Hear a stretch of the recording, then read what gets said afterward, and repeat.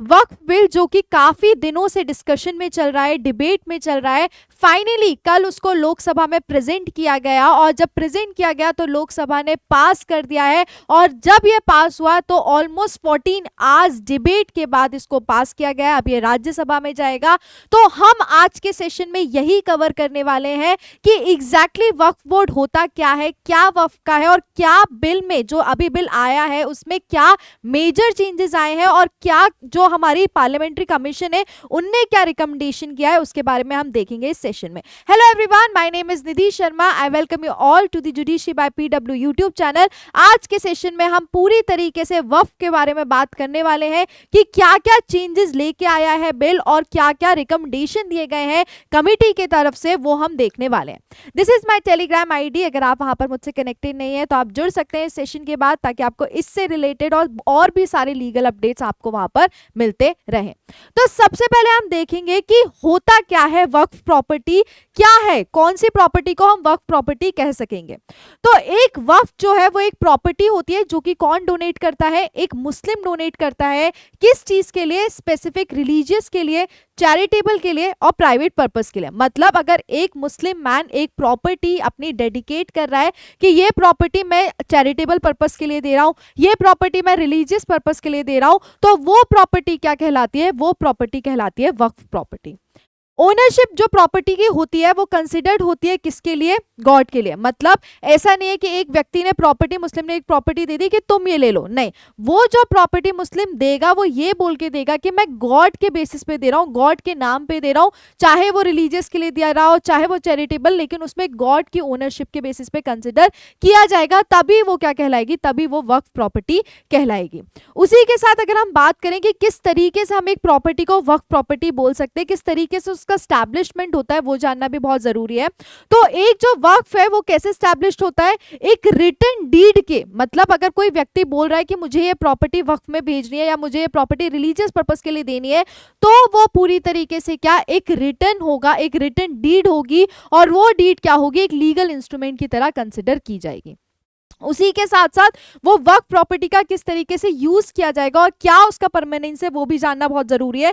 तो एक प्रॉपर्टी जो कि रिकॉग्नाइज की गई है वक्फ की, वो क्या, वो यूज की जाएगी किसके लिए? रिलीजियस पर्पस हो गए, चैरिटेबल पर्पस हो गए, उसके लिए वो यूज की जाएगी। ठीक है, तो एक प्रॉपर्टी जो कि एक मुस्लिम पर्सन ने रिलीजियस चैरिटेबल पर्पस के लिए डेडिकेट कर दिया है, उसको हम वक्फ प्रॉपर्टी में कंसिडर करते हैं।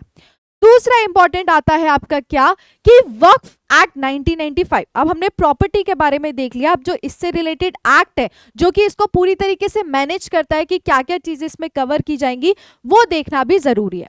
तो वक्फ एक्ट 1995 जो कि इनैक्ट हुआ था 1995 में, जो कि पूरी तरीके से गवर्न करता है किसका? Management and administration Waqf properties का इंडिया में। अब लोगों ने बोल तो दिया कि ये प्रॉपर्टी हम वक्फ में दे रहे हैं, उसको किस तरीके से एडमिन करना है, किस तरीके से मैनेज करना है, ये पूरी तरीके से वक्फ एक्ट 1995 आपको बताता है।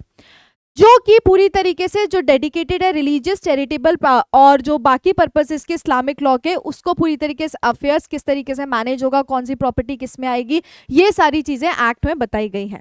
ये एक्ट मैंडेट करता है किसका? स्टैब्लिशमेंट वक्फ बोर्ड का स्टेट लेवल पे, कि ताकि वो प्रॉपर्टीज देख सके। अब जो एक्ट है वो तो पूरा सेंट्रल लेवल पे देखेगा, लेकिन एक्ट में एक और इंपॉर्टेंट चीज है, एक्ट ने क्या बना के रखा है? वक्फ बोर्ड बना के रखे हैं।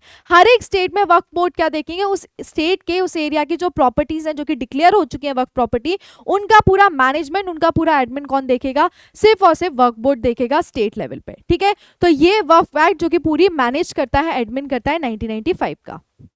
अब आते हैं हम 2025, जो अभी पूरा डिस्कशन में है कि वक्फ अमेंडमेंट बिल 2025 का क्या है और कब वो आया। तो अगर हम वक्फ अमेंडमेंट बिल 2025 की बात करें तो जिसको अब रीनेम्ड कर दिया गया है उम्मीद बिल के नाम से, उसको अब बोल दिया गया है कि अब वो क्या कहलाएगा? उम्मीद बिल कहलाएगा, जो कि एड्रेस करेगा कुछ चैलेंजेस जो कि होते हैं एडमिनिस्ट्रेशन और मैनेजमेंट ऑफ वर्क प्रॉपर्टी। ये क्या हो रहा था? ये एक्ट में जो था 1995 का, जिस हिसाब से चल रहा था, एडमिन हो रहा था, मैनेज हो रहा था, तो कुछ चैलेंजेस आ रहे थे। उस चैलेंजेस को देखते हुए, उस चीजों को ओवरव्यू करते हुए ये बिल लेकर आया गया और ये बिल अब क्या करेगा? उसमें कुछ ना कुछ चेंजेस करेगा और वो चेंजेस, जो मेजर चेंजेस है, वो हम डिस्कस करने वाले हैं। ये बेसिकली क्या कर रहा है, जो गवर्न करते हैं वक्फ बोर्ड को, प्रॉपर्टीज को, उनसे रिलेटेड चेंजेस आया है। टेक्नोलॉजी इंट्रोड्यूस की गई है कि किस तरीके से मैनेजमेंट को ड्राइव किया जाएगा, और जो बाकी कॉम्प्लेक्सिटीज हो रही हैं अभी तक एक्ट की वजह से 1995 के, उसको भी देखा जाएगा। ये जो बिल है ये इंट्रोड्यूस किया गया है 2 अप्रैल 2025 को फिर से, और उसी के साथ ये जो उम्मीद बिल है ये एम करता है कि एडमिन प्रोसेस और इंश्योर करा जाए कि किस तरीके से वक्फ प्रॉपर्टी को मैनेजेस करना है। ठीक है, तो 2 अप्रैल 2025 को ये री इंट्रोड्यूस किया गया, कहां पर, लोकसभा में, और उसके बाद लोकसभा ने क्या किया, पास किया। इंटेंस डिबेट जो कि ऑलमोस्ट 14 आवर्स हुआ, उसके बाद लोकसभा ने पास किया, जिसमें जो लेजिस्लेशन है पास हुआ 288 वोट्स के फेवर में और 232 वोट्स क्या किए गए, इसके अगेंस्ट में किए गए। अगर हम वक्फ अमेंडमेंट बिल 2024 मतलब 2025 की बात करें, वो इंट्रोड्यूस हुआ लोकसभा में 8 अगस्त को, मतलब पिछली साल 8 अगस्त को हुआ था इंट्रोड्यूस 2024 में, लेकिन उस टाइम पे क्या हो गया था, उस टाइम पे उसमें सारी चीजें नहीं हो पाई थी, पास नहीं हो पाया था। फिर अब फिर से उसको री इंट्रोड्यूस किया गया 2025 2 अप्रैल में, और उसके बाद लोकसभा ने फाइनली क्या कर दिया, उसको पास कर दिया है। एंड नाउ अब वो कहा जा रहा है राज्यसभा में जाएगा। ठीक है, उसी के साथ साथ क्या, after significant criticism for the opposition, मतलब इसमें काफी लोगों ने क्रिटिसिज्म किया जो अपोजिशन के, उसके बाद ये कहाँ भेजा गया, जॉइंट पार्लियामेंट्री कमेटी के लिए भेजा गया, जिसने क्या किया, अपना पूरा प्रपोज रिफॉर्म्स दिए, और उसके बाद जेपीसी ने क्या किया, पूरा देखकर कंसिडर करके उस बिल को क्या कर दिया, एसेंट कर दिया कि भैया ये वाले चेंजेस आपको जो लग रहे हैं, अपोजिशन बोल रहा है कि ये जो आप लेकर आए हो ये चीजें सही नहीं है, तो अपोजिशन को दिमाग में रख के और जो अपोजिशन चेंजेस बता रहा है बिल को दिमाग में रख के जेपीसी ने कुछ रिकमेंडेशन भी किए। अब सबसे बड़ी इंपॉर्टेंट चीज है कि क्या उस एक्ट को अमेंड करके क्या नए बिल चीजें लेकर आया, क्या मेजर चेंजेस आया है, और उस पे जेपीसी ने, जॉइंट पार्लियामेंट्री कमीशन ने क्या रिकमेंडेशन दिया है, वो देखना जरूरी है। तो सबसे पहला बात करें proof of practising Islam for 5 years. सबसे बड़ी चीज का जो चेंज आया है क्या, कि जो व्यक्ति इस्लाम प्रैक्टिस कर रहा है 5 साल से, उसी से रिलेटेड क्या, वही पर्सन क्या कर सकता है, वही पर्सन वक्फ बोर्ड डिक्लेयर कर सकता है। मतलब कोई व्यक्ति अगर 5 साल से इस्लाम को प्रैक्टिस कर रहा है तो उसी के पास ये अधिकार है कि वो एक वक्फ प्रॉपर्टी को डिक्लेयर कर सकता है कि हाँ ये प्रॉपर्टी क्या है, वक्फ है। अब इस पे क्या हुआ, अपोजिशन ने कुछ क्वेश्चन उठाए। ठीक है, उन्होंने बोला कि यार ये सही चीज नहीं है, तो जेपीसी ने, जॉइंट पार्लियामेंट्री कमेटी ने उस पर क्या रिकमेंडेशन दिया, उन्हें ये बोला कि जो उसकी रिपोर्ट आई, उन्हें ये बोला कि अगर हम ये बोल रहे हैं कि 5 साल प्रैक्टिस करने वाला ही आदमी कर सकता है, इसमें हम ये अमेंडमेंट ला सकते हैं कि अगर किसी व्यक्ति ने ये दिखा दिया कि वो मतलब डेमोन्स्ट्रेट कर रहा है, या वो उसने अपने आप को दिखा दिया कि वो पिछले 5 साल से इस्लाम को फॉलो कर रहा है, तो भी वो पर्सन क्या कर सकता है, तो भी वो पर्सन डिक्लेयर कर सकता है वक्त। ये जॉइंट पार्लियामेंट्री कमीशन का पहला रिकमेंडेशन था प्रैक्टिसिंग इस्लाम फॉर 5 ईयर्स वाली कंडीशन पे। दूसरा जो है वक्फ बाय यूजर, एक बहुत ही इंपॉर्टेंट चेंज आया है, वक्फ बाय यूजर से रिलेटेड ये बिल में आया है। तो प्रपोज बिल ने क्या किया है, जो प्रोविजन था वक्फ बाय यूजर, उसको क्या कर दिया है, ओमिट कर दिया है 2025 के बिल से, जिस पे अपना जेपीसी ने क्या कमेंट दिया है, उस पे रिकमेंडेशन, कमेटी ने ये बोला है कि जो ये ओमिशन है उसने क्या किया है, बहुत ज्यादा एप्रीहेंशन लाया है किसके अंदर, वेरियस स्टेक होल्डर्स के अंदर, और मुस्लिम कम्युनिटी के वजह से में भी क्या हुआ, काफी अफला तफली हुई। उन्होंने ये बोला कि यार ये भैया जो वक्फ बाय यूजर है आप उसको पूरी तरीके से ओमिट कर रहे हो, ये चीज सही नहीं है।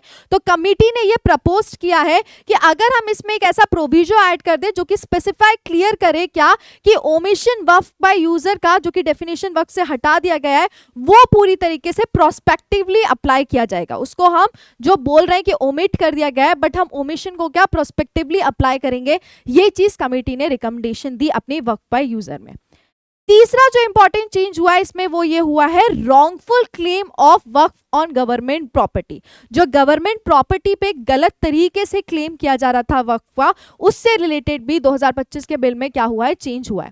जो ड्राफ्ट बिल है उसने प्रपोज किया एक नया सेक्शन जो कि 3C, जिसमें यह बोला गया कि कोई भी गवर्नमेंट प्रॉपर्टी जो कि आइडेंटिफाइड है या डिक्लेयर्ड है वक्फ के पहले या बाद में अमेंडमेंट के, वो पूरी तरीके से एक वक्फ प्रॉपर्टी नहीं कहलाएगी।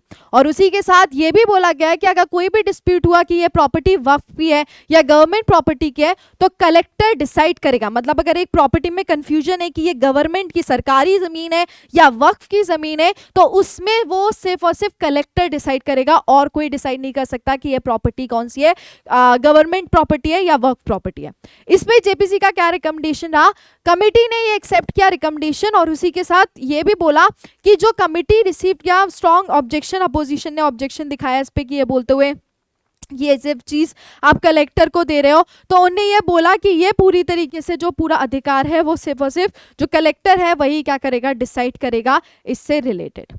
चौथा जो देखा मतलब उसमें उसके बाद जेपीसी ने ये भी सजेस्ट किया कि जो ऑफिशियल का जो हम अपॉइंट कर रहे हैं उसके कलेक्टर जो होगा वो उसी हिसाब से डिसीजन लेगा। ऐसा नहीं है कि कुछ भी डिसीजन ले, अगर कोई रॉन्गफुल क्लेम कर रहा है गवर्नमेंट प्रॉपर्टी पे तभी क्या होगा, तभी कलेक्टर का उसमें क्या होगा, आना होगा। और कोर्ट उसने जेपीसी ने ये भी बोला कि अगर हम कलेक्टर की जगह यहाँ पर क्या कर देते हैं, ये कंसिडर कर लेते हैं कि कोई डेजिग्नेटेड ऑफिसर जो डिसाइड करेगा कि ये प्रॉपर्टी क्या है, गवर्नमेंट प्रॉपर्टी है या वर्क प्रॉपर्टी है, हम डेजिग्नेटेड ऑफिसर के नाम पे कंसिडर कर लेते हैं कलेक्टर की जगह।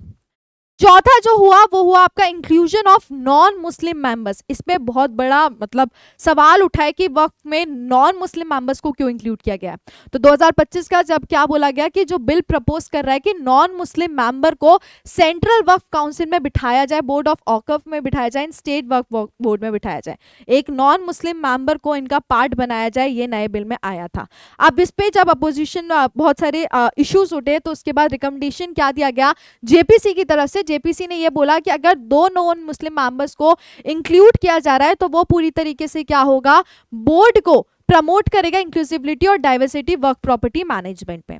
उसी के साथ जेपीसी ने यह भी रिकमेंड किया कि जो प्रेजेंस है नॉन मुस्लिम के एक्स ऑफिशियो मेंबर की वो रिजल्ट करेगी कि भैया जो प्रपोज अमेंडमेंट है उसकी क्या रिक्वायरमेंट को पूरी कर पाए। और उसी के साथ अगर कोई भी ऐसे चेंजेस चल रहे हैं, कोई भी ऐसा लग रहा है कि भैया इस प्रॉपर्टी को सही से एडमिनिस्टर नहीं हो रहा, तो उसमें नॉन मुस्लिम का क्या बहुत बड़ा रोल रहेगा। ये रिकमेंडेशन रहा किसकी तरफ से, जेपीसी की तरफ से। फिर हम आते हैं कॉन्स्टिट्यूशन ऑफ वक्फ ट्राइब्यूनल। ये भी एक बहुत बड़ा चेंज हुआ है 1995 एक्ट में। जब एक प्रॉपर्टी स्पेसिफाइड की जाती थी वक्फ लिस्ट ऑफ में कि वो प्रॉपर्टी वक्फ है कि नहीं, तो उस टाइम वो शिया और सुन्नी वक्फ क्या होगा वो डिसाइडेड होता था किसकी तरफ से, ट्राइब्यूनल की तरफ से, कि ये शिया की है कि सुन्नी का है, ये ट्राइब्यूनल डिसाइड करता था।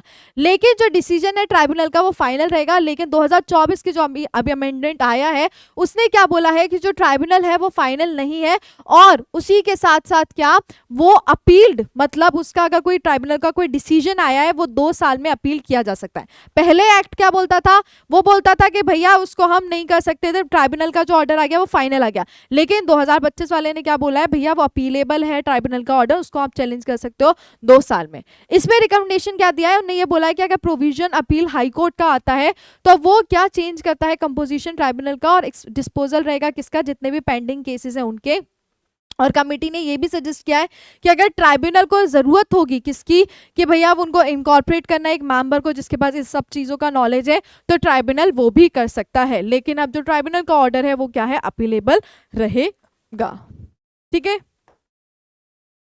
उसी के साथ उन्होंने ये भी बताया कि जो पूरा जो टाइमलाइन है सेटलमेंट डिस्प्यूट करने की, ट्राइब्यूनल कैसे देखेगा, आगे कैसे अपील होगा, वो भी सारी चीजें एक्ट में क्या करी जाएंगी, बताई जाएंगी। ठीक है। तो ये 5 मेजर चेंजेस बहुत सारे हुए हैं, बट ये 5 मेजर चेंजेस हुए और जिसपे अपना ज्वाइंट पार्लियामेंट्री कमेटी ने रिकमेंडेशन हुआ है वो मैंने आपको बताया। और फाइनली लोकसभा में क्या हो गया, पास हो गया। अब राज्यसभा के पास जाएगा एंड जल्दी हमें ऐसा लगता है क्या कि कानून बनने वाला है वो, तो उससे रिलेटेड भी आपको अपडेट मिलेगा। आपका क्या मानना है कि क्या ये सही पास किया गया लोकसभा की तरफ से, मुझे कमेंट सेक्शन में जरूर बताइए। मिलते हैं नेक्स्ट सेशन में, जब तक के लिए अपना ध्यान रखिए। Bye bye, take care, thank you.